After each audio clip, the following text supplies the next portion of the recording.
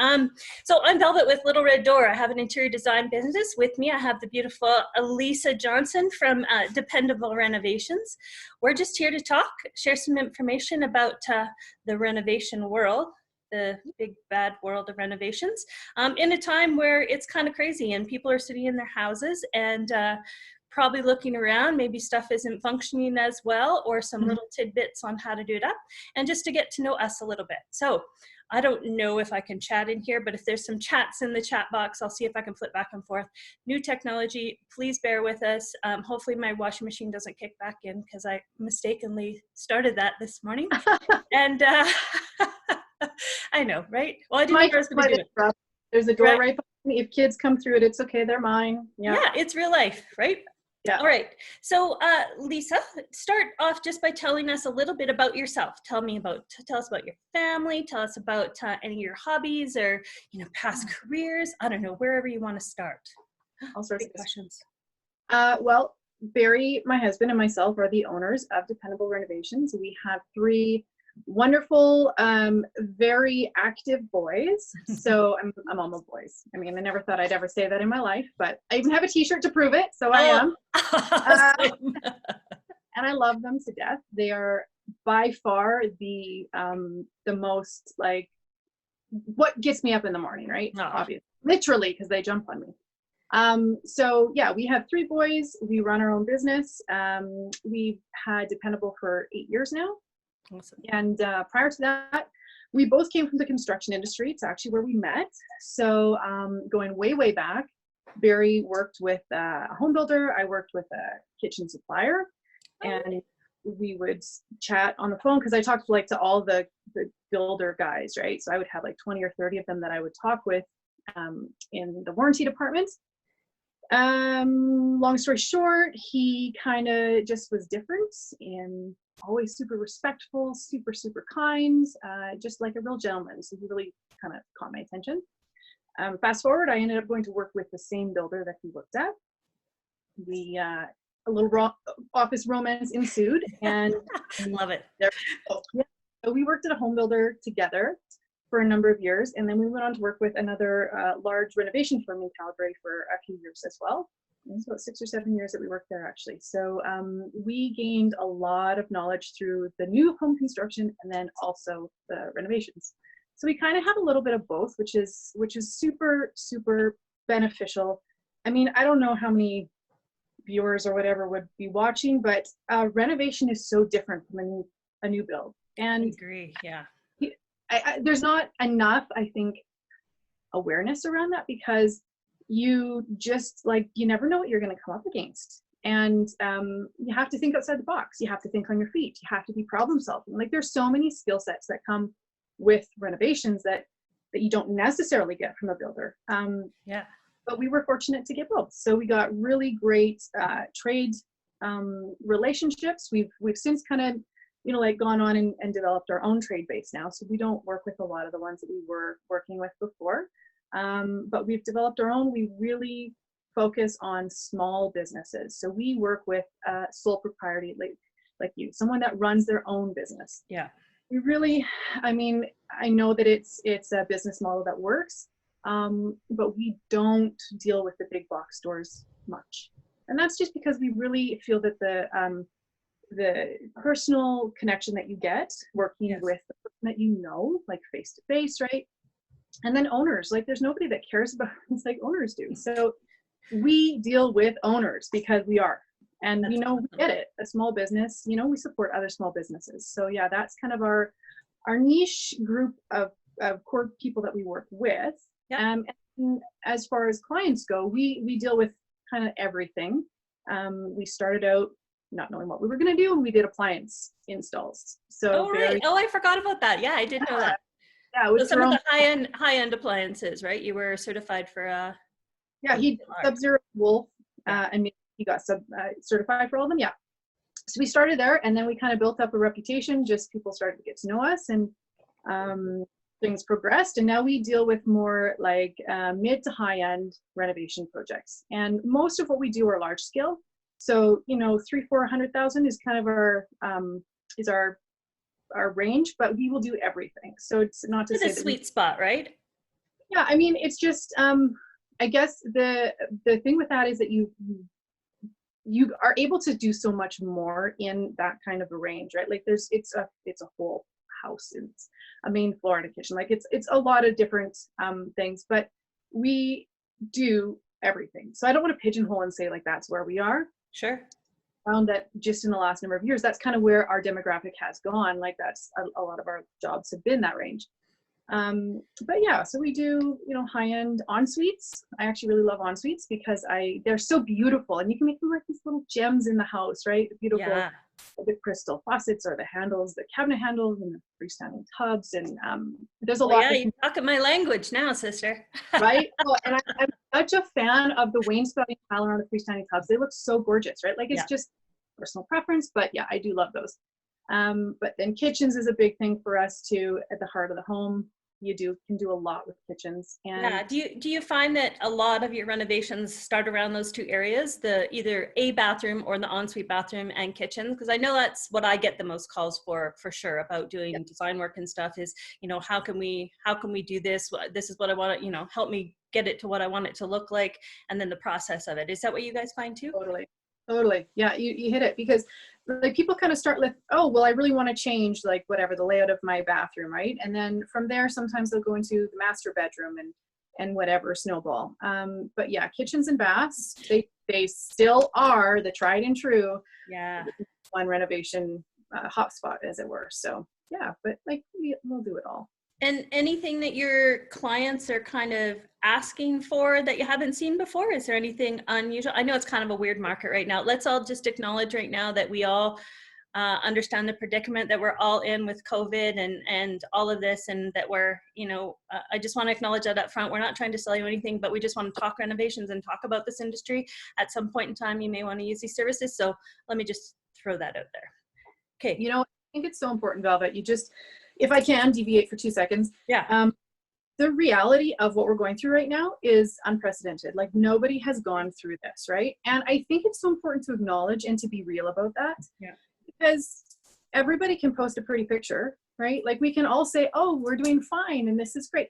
But you know what? Like, no, we're not doing great. It's not fine. Everybody's in this together. And I think to actually be real and to say, this is a hard thing that we're going through, and all of us are in it, right? So let's just drop the pretenses, be real people.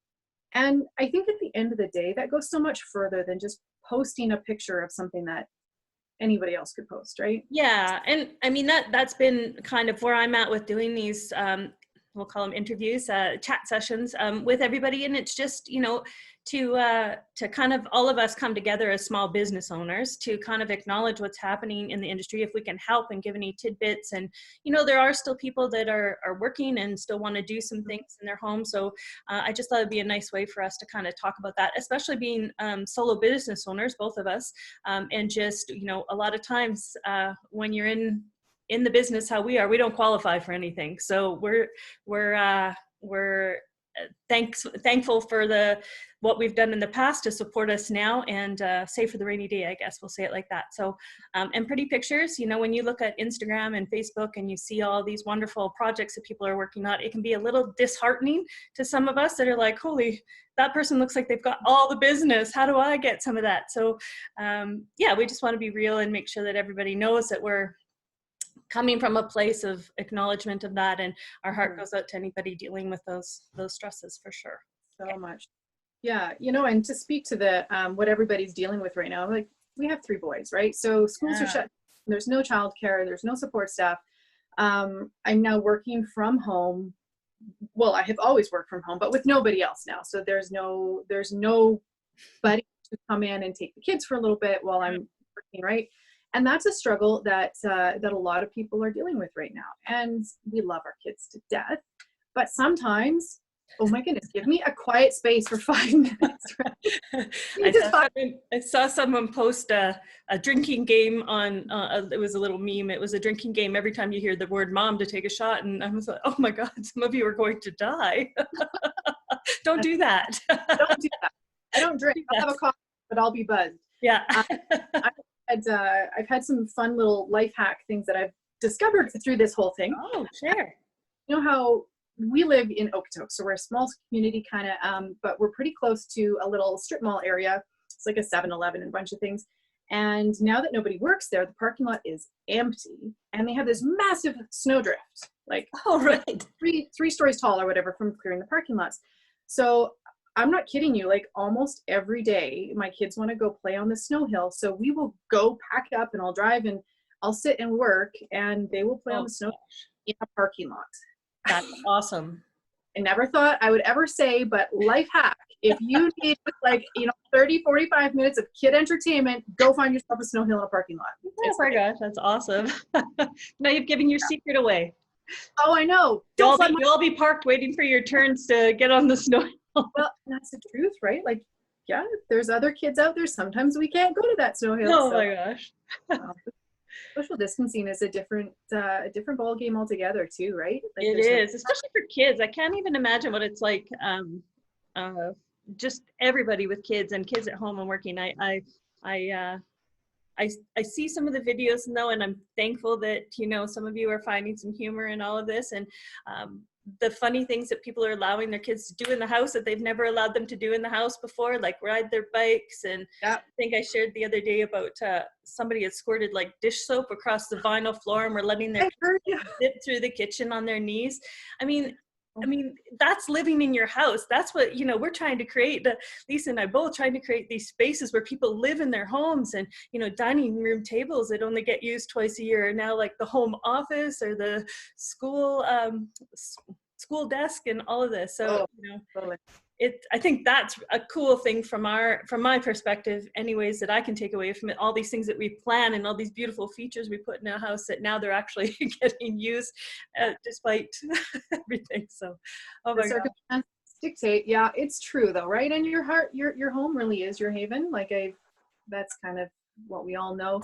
But at times like this, now when we are literally quarantined to our homes, how important is it to have a space where you actually feel safe and comfortable, and your family is happy and everything? And that doesn't just come from bricks and mortar, right? Like, that's from the people. That's what makes it.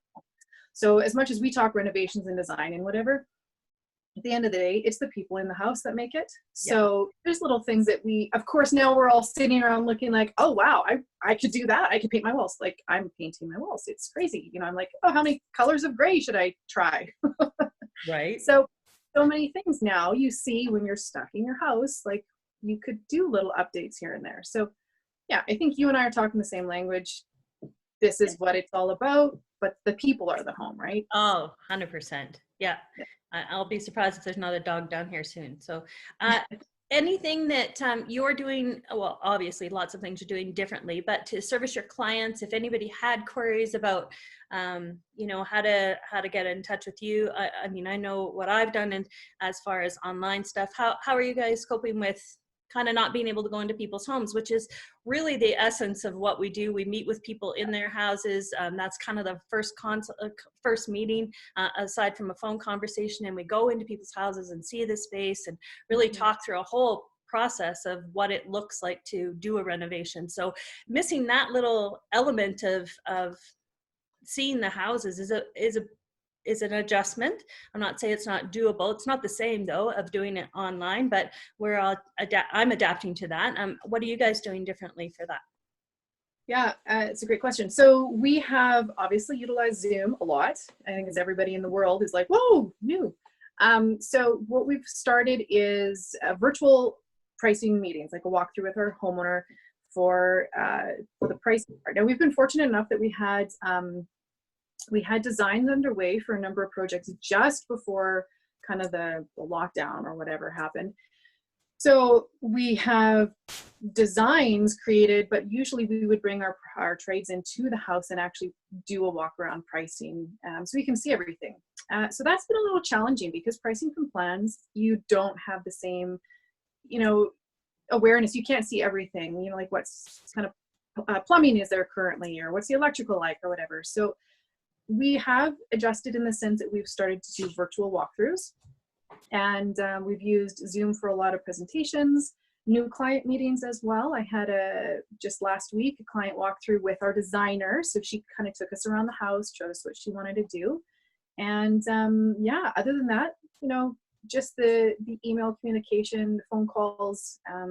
But Zoom has definitely been I think a big one for everybody. This Yeah. virtual time thing is great. Yeah. It's interesting. I've dealt with a lot of clients that have been that are snowbirds that have been away, and so a renovation that goes while they're away. So we had kind of started the process of, well, how do you deal with somebody not being in their house? Because ideally, when we're doing some of these bigger renovations, these $300,000 renovations where it's a whole floor or 2 floors of a house, how do we show what's going on when somebody's away? Well, this is kind of no different right now, other than the trades getting in and out, of course, but that communication point where, well, what can we do? Well, we've got FaceTime, we've got Zoom, we've got Skype, we've got all these tools, I guess, now that we can really communicate with. And I think that's just the biggest thing.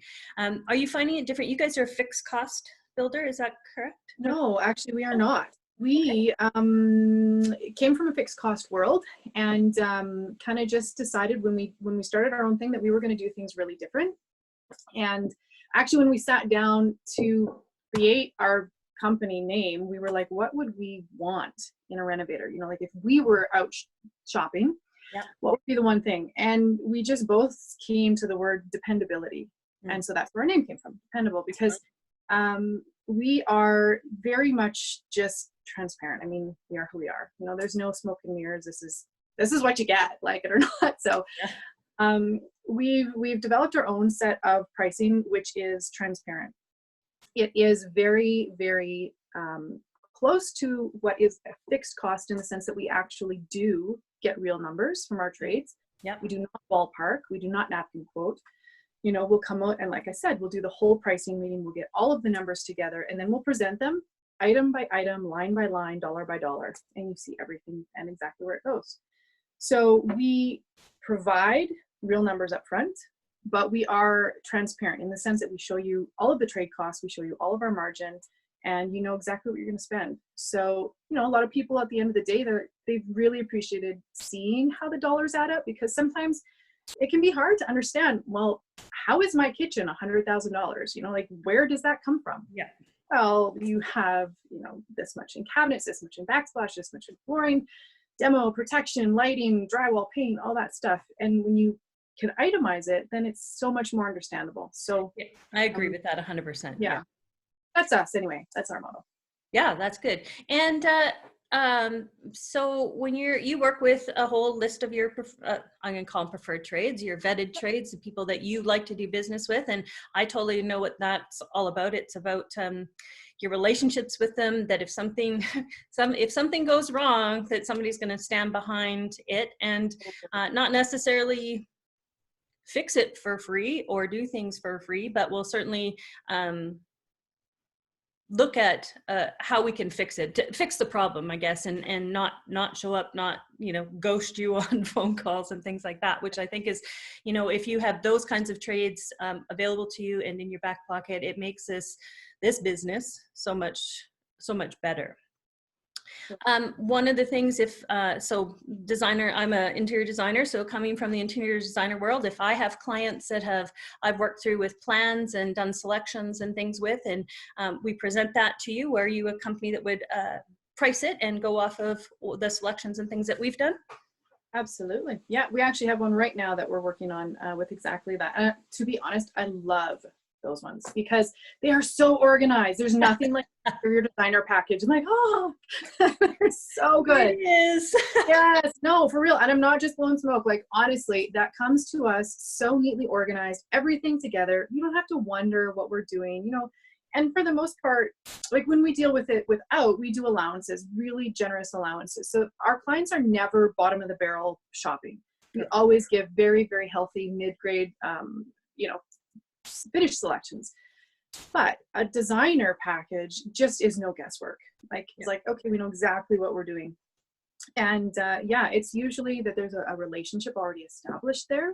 Yes. So a designer knows us and that designer has the relationship with the clients. So it's like a bridge between the two.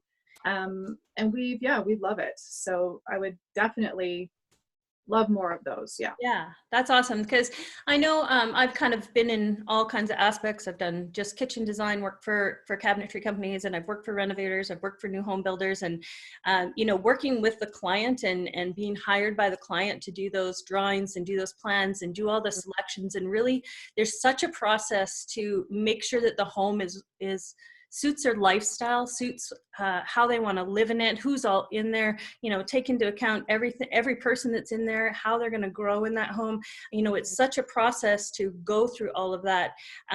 For myself, as it just seems like we have such more, I don't want to say flexibility, but we have a little bit more say in doing that when we work directly with the clients, and then take it to a renovator, as opposed to being hired by a renovator. Not that I won't do that work.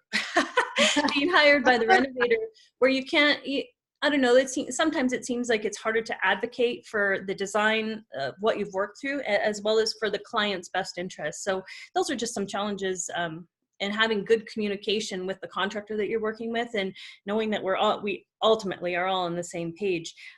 But yeah, some of the processes, and for me, ideally it's to work with the client, but of course, if I work with lots of contractors, so, you know, helping them do the selection packages for their clients, doing floor plans and layouts and things like that for their clients that they're referring. So that's great to hear that we can just take you things and say, hey, this is what we've done, price it all out. I work with doing some of the budgeting and stuff as well, so it's not a blind package that we're handing to you and just saying all of a sudden it's a $700,000 renovation. See that? So helpful. And that is interesting, because not a lot of design packages do come with a budget, and that's the one part that I do find challenging, because as a contractor to a homeowner, it's so important to establish a budget up front. And it's a scary word. A lot of people don't like that, right? Yeah. We can use the word investment. Yes, Investment amount, right? Because it is an investment in your home, in your family, in your lifestyle, in your future, all of that. So having a number discussed is so vital to setting everybody up for success, because there's nothing worse than actually going through a whole process, finding a design you love and, you know, finishes you've fallen in love with, and then you can't afford it. Yeah. So I don't want to stress this, belabor this point, but honestly, the budget is key. And having a design package come with a budget is like, whoa, awesome, because then we can talk about, you know, whatever we need to try to fit that. So yeah, definitely. Yeah. Awesome. Let's see. So what do you guys, I know you guys are so humble about this, but I know you won your big awards last year. So tell us about that experience. Tell us about the award, what that means for you as a company here in Calgary, as a renovator or new home builder, what that means to you, and what the experience was, because you guys got invited to a big event. Yeah, it was crazy, and we almost missed it. Oh, I didn't hear that. A story I can go into another time. But yeah, so I mean, like I said, we are who we are, and I got the dates mixed up. Thankfully, somebody had sent me a link, or video, saying, "Where are you?" So we made it just in time. But okay, so long story short, we were nominated last year for awards in all of the areas of the Build kind of CHBA, which is the Builders Association throughout Canada. So we ended up winning in all three areas: our regional, which is Calgary, provincial, which is Alberta, and then national across Canada. We won all three, which was really surreal, really crazy. And we were runner-up, nominated for Renovator of the Year, actually 2 years in a row now in Calgary, which is insane. When they announced our name, we were like, what? Yeah, like, no. That's awesome. Big clap for that. That's awesome. So, it's been fun. It's been really, really cool. I mean, it feels good to win awards. Like it's just like, wow. I mean, I never thought we would ever be here. 8 years ago, if you told me that, I would like laugh at you. There's no way. We don't do it for the awards. We do it for just the ability to do what we do as a people, right? Like that's what it comes down to. I am a social person, if you haven't noticed. Love the people part of it. So for me, the awards is fun because we get to go hang out with a bunch of people and see, you know, ones that we've never or we haven't seen for a long time. Like all our old builder actually friends are always at the awards too. So we get to have this little reunion with our old. It's cool. but yeah, the awards have been good in the sense that they've kind of given us a little more recognition and branding. And that for me is the biggest benefit to it, because in this market, it is so saturated, you know that. Yeah. And to set yourselves apart and to find a difference is almost impossible, because there's a lot of good companies, like a lot of good companies. Yeah. There's some tailgaters too, but we'll just disregard that. So, but the good companies out there, you know, like if we were stood toe to toe, I would not put us at the forefront. Like I just would say, wow, there's so many good companies, you know, like who are we? But I think the awards has given us a little more confidence in ourselves to say, we actually can do this, and we have an amazing team. Like there's no possibility, and everybody knows this, but this is not a one-man show, right? It's not Barry and me making this happen. It is our whole team of people, our designers, our architects, our trades base, like our office staff, every single person that works to make a project happen. They're the ones that get the recognition at the end. So feels good. I'm proud of it. But if you look over Lisa's shoulder there, you'll see some of those awards on the shelf. Yes, I know. That was just for you, Velvet. Oh, thank you. Oh, like, should I put them up? And then I was like, oh, okay. Totally. That's an interview. You gotta brag sometimes, you know. I think it's a huge for our homeowners too. When you say, hey, you know what, your project turned out so awesome, would you allow us, or can we put this out there? And just the pride that comes to your homeowners that these are their houses that are winning awards. These are the places they get to live. This is the stuff that's in the magazines. These are all the pretty pictures that you see on Instagram and Facebook. That's where this comes from too. So I think as a homeowner, there's lots of, you know, we can instill a bit more, I don't want to say pride, pride's not the right word, but a bit more love of your house if that it was done as a good job, and it's recognized as being such a exceptional job for sure. Yeah, they've been, those homeowners, the one particular project has been amazing, and the homeowners are just the loveliest people. And in addition to the awards this year, we've been written up in the Business World magazine already. So that's been posted on our social media for a while. And then we are actually going to be in the next edition of Best Home magazine. Oh, good. Area. Yeah, which is kind of, again, like, what? You know, who's that? But it's a really amazing honor to be contacted by those media outlets and be like, hey, would you consider being part of this? So yeah. Awesome. Yeah, it's fun.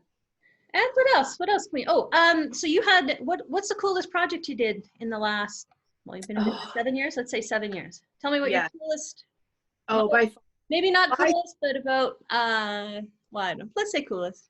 Yeah, no, it is. I mean, like, every single project has its own thing, right? Yeah.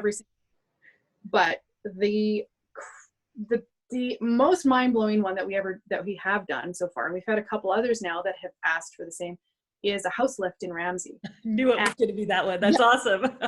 And these homeowners, oh my goodness, I love them. We follow on social media, and I comment on their posts all, and they got like cool. Yeah, they're just the coolest people. So anyway, this house is a 1910 home in Ramsey, and it was a really, really stable home, but on a foundation that was crumbling, and water had gotten into the basement, so it was literally like falling underneath the house. Geez. Yeah. And the homeowners went to a number of different contractors asking, like, is there a way to save the house but fix the basement? And everybody's like, nope, you got to tear it down. Like, there's no way. Knock it down, sure. Mm-hmm. Right, in Ramsey, it's an infill area, but they wanted to keep the house because they love the character, and they wanted to keep the streetscape, like the character of the area, right? Yeah. Kept on searching, thankfully, and they found us. And together with our architect and our design team, we went in and devised a way to lift the house off the existing foundation. We disassembled a garage that was in the backyard, carefully moved it off site, and then rebuilt it after. But in the space where the garage had been, we picked up the house and we moved it 30 feet into the backyard. And then we excavated the entire front yard. It looked like, he said he came by one day, the street was ripped up because we did new services, the foundation, like everything's gone. He's like, looks like Armageddon happened in my front yard, you know. He is. I saw some of the pictures. If you guys need to see any of these pictures, go to Dependable Renovations website. They have a whole series of photos of that house lifting. I don't know if you've got any videos on there, but it was pretty amazing to watch it all happen. So yeah, I think they are up there. They were playing at the home show, that lift and slide. Everybody really loved that. But yeah, so we redid all of the services to the house, a new sewer, water, gas, all that stuff. And then we poured a new foundation and gave them 9-foot ceilings. Oh, awesome. Wow. In a 100-year-old house. Yeah. So, and then we moved the house back on top. So it was a jigsaw puzzle. I tell you what, Barry was sweating bullets for a couple days there. You know, is it all going to fit together? But it did perfectly. And then we renovated inside and we did the outside, and then they did their landscaping, and it's a beautiful little house. And it'll stand like another 100 years, easy. It's That's just awesome. Yeah. Yeah. So I love the old houses too. The century homes are just some of my favorite favorite houses to do. I know they're a super giant pain and there's like tons of updates that you have to do with them. Oh yeah. The end result in these little, like keeping the structure of those houses and the street, like you said, the streetscape of it, it is just, I love that. Love that more than, you know, some of these infills and things that start to look a little boxy down the street when all these character homes have kind of been knocked down. So that's certainly my experience as well. I love that look. So that's it's awesome. the heart, right? Like it keeps the heart of it. And I really do feel that there's something about a house that has been lived in for that long. Yeah. Think of all the people that have gone through, the families that have been raised there, the memories that have been made in there. And there's just something to it. I just can't explain it. I do love it. We kept the original like door handles and wainscoting, a stained glass window, and the heat registers. Love those metal heat registers. Big, down halfway down. Yeah. Yeah. So yeah, we kept a lot of that, retained the character, and yeah, it's beautiful. Have done a couple more of that vintage now. We've had a few ask about the lift, but we haven't done another one yet. I say yet because I would love to do another one. It was so fun. But yeah, the character homes are pretty special. And so we'll go on the whole, when people come to you about the analysis of should I tear it down or should I keep it, what is your kind of process of walking through with people for that? So our initial is a meeting with Barry, and like anything that comes to our website or whatever, it comes to me and I'm the point of contact, and then I schedule Barry. So he would come out as a first like assessment meeting, just kind of see what you want to do and walk around the house and give some feedback. And then from there, the next thing would be to bring in our designer and potentially an engineer if it's something that's very like probably going to happen, right? Like we don't like to bring in our engineer unless it's a pretty sure thing, because he pays for his time, or we pay for his time. He charges.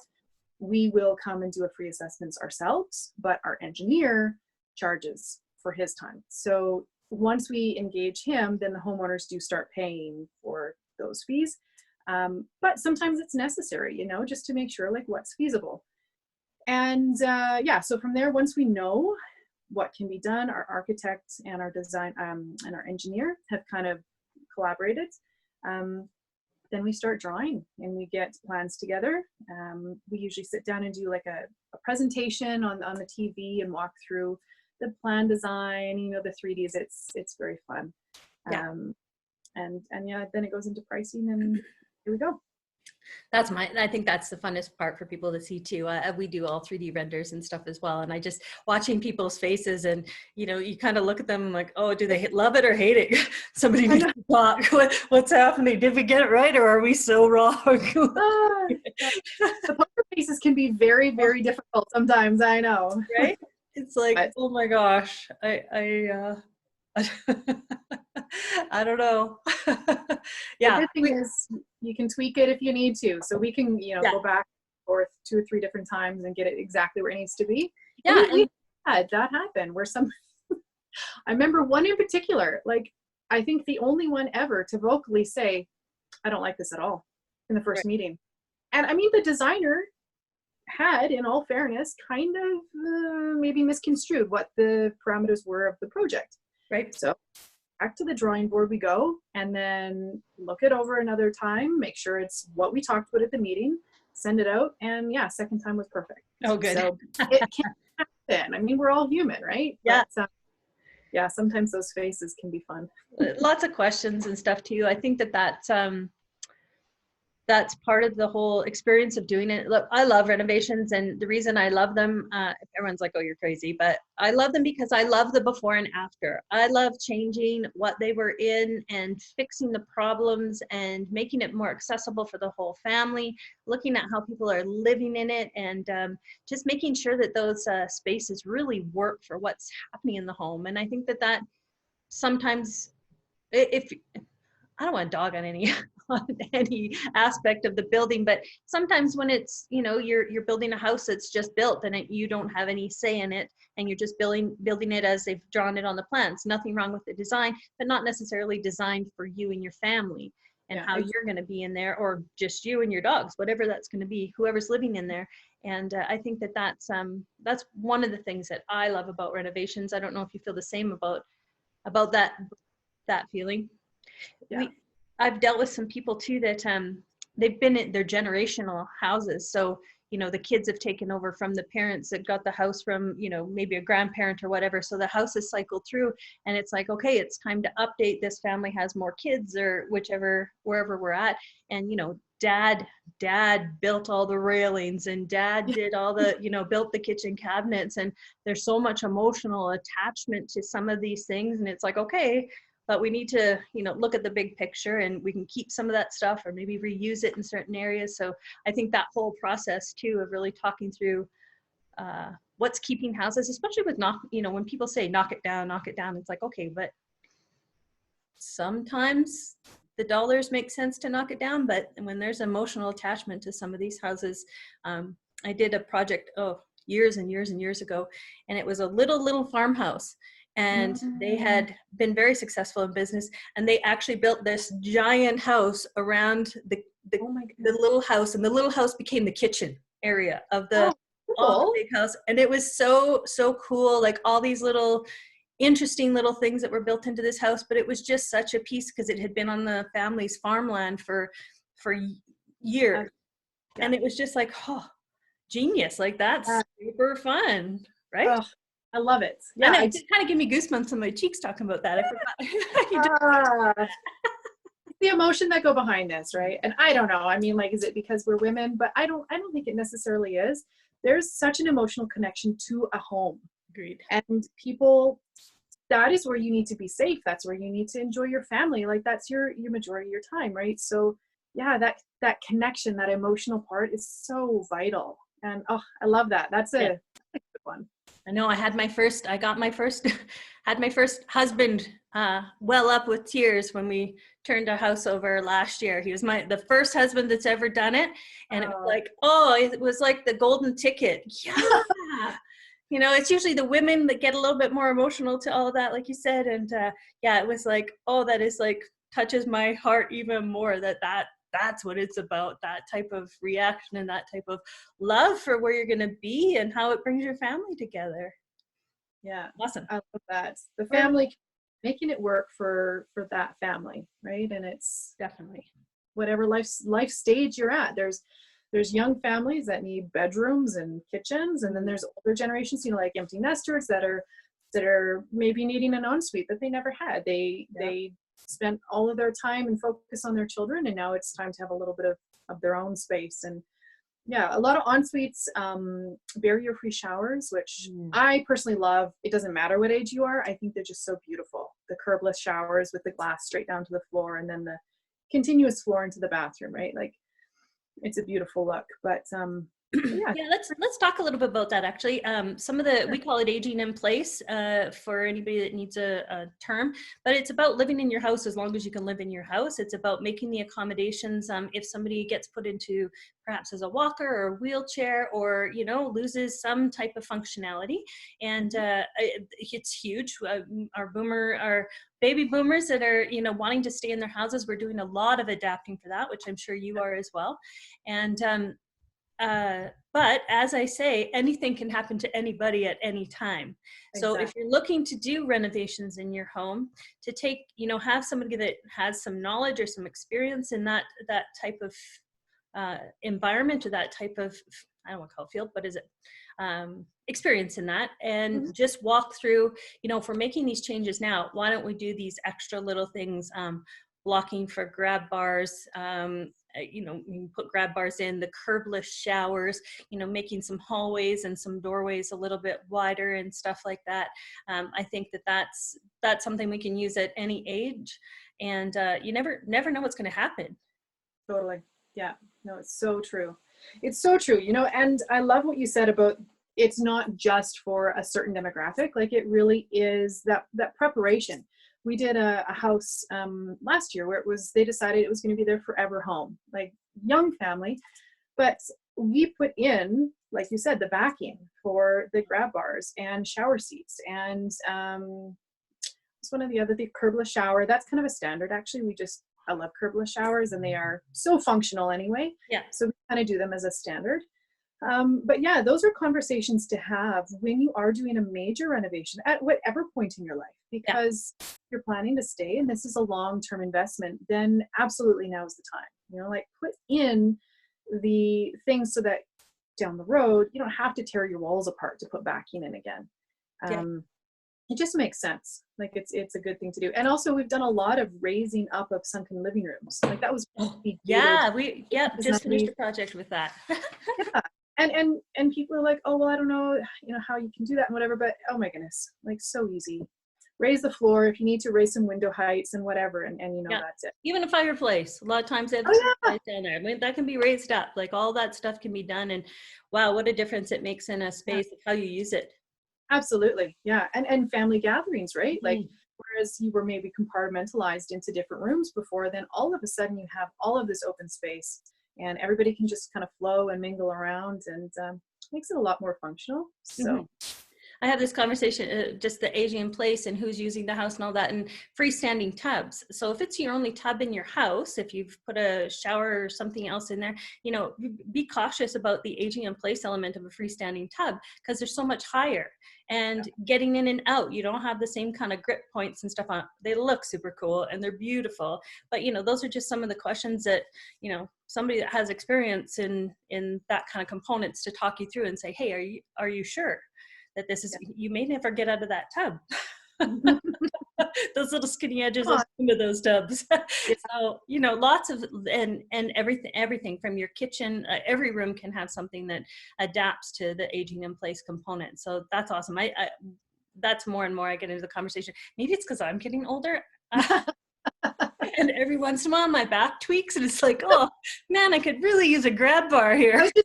Velvet, do you need grab bars? I can hook right? Somebody needs to come put some blocking in my wall. All right. We know how to do that too, don't worry. Yeah.